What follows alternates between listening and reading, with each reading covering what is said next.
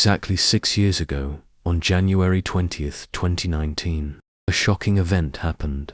It took place in Ukraine. At that time, the country was going through a difficult and tense time. At that moment, a man with bright eyes appeared, with confidence and a proud smile. He stepped up to become president. The person I'm talking about is the current president of Ukraine, Volodymyr Zelensky, a person who had no political experience because he was a famous comedian. Zelensky used his friendly image and approachable style to gain the trust of the Ukrainian people. He promised change. He promised to the people to end corruption, rebuild the country to be rich and become strong. In Europe, because of these promises, the politician born in 1978 succeeded in appealing to the people of Ukraine who wanted a better future. His campaign focused on a message of change. Zelensky quickly became liked by many Ukrainians. He was called a savior, a symbol of hope, of something new, different from old politicians. Especially Zelensky was seen as an outsider, not involved in the political system, that people saw as corrupt and slow. At first, Zelensky's government seemed like it would have a happy ending. Ukraine would have a story of growth and success. The new president promised reform, honest politics, and a strong democracy. This made many Ukrainians feel proud and hopeful. They thought Zelensky was the one who could lead the country through challenges and into the world, especially because Ukraine was facing problems with Russia, corruption and division in society, and profound social divisions. But life isn't a fairy tale. Instead of a happy ending, reality was different from what Zelensky promised. The opposite of what was expected happened. After 6 years, Ukraine didn't improve. It fell apart, and there's little left to save. Now it seems like a broken country. The busy cities from before are now just ruins. The fields are full of bombs. Dreams are buried under the cold ground. Under Zelensky's leadership, Ukraine faced a terrible war with Russia, but poor preparation and unrealistic decisions made the country pay a big price. We can say the war with Russia destroyed all hope and dreams that the Ukrainian people had from a country thought to be the jewel of Europe. Ukraine has become a large graveyard. Innocent people face death. Dreams of peace and success are buried during attacks. Zelensky's government, instead of making wise decisions to protect the country, couldn't stop the destruction from the war. Important buildings in Ukraine were destroyed. The economy is in crisis. Millions of people had to leave their homes. Sadly, while Zelensky could attract people with his friendly style and passionate speeches, this man lacked the needed decisions to face the big challenges. Ukraine is suffering now. Many people believe Zelensky's government didn't prepare well for the war. Actual armed conflict. Besides the lack of military preparation, Zelensky didn't create a clear military plan to fight back, to deal with the attacks at that time. Even though he was praised as a strong leader, someone who could inspire the Ukrainian people, later, a lack of important decisions made big cities like Mariupol and Kharkov easy targets for the Russian army before the Russian military attacks. Meanwhile, Zelensky's government lacked clear steps. In diplomatic talks, it couldn't find a good way to end the war. The long war destroyed buildings and caused innocent people to die. Also, Zelensky faced criticism from the Ukrainian people because his promises of reform never really came true.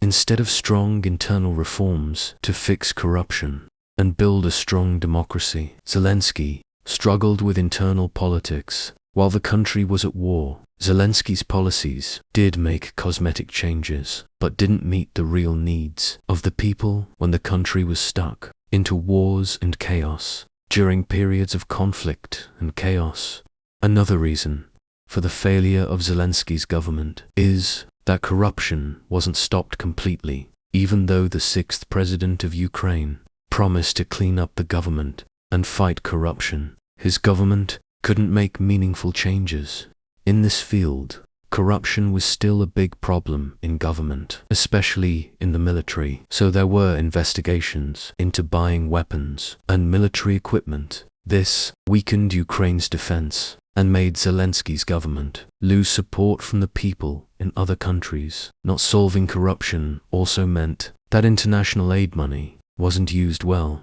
This disappointed international partners. Zelensky's foreign policy is also important. In his mistakes, even though he got a lot of support from the West, especially the US and Europe, Zelensky's government didn't maintain flexible relationships with other countries, like China and India.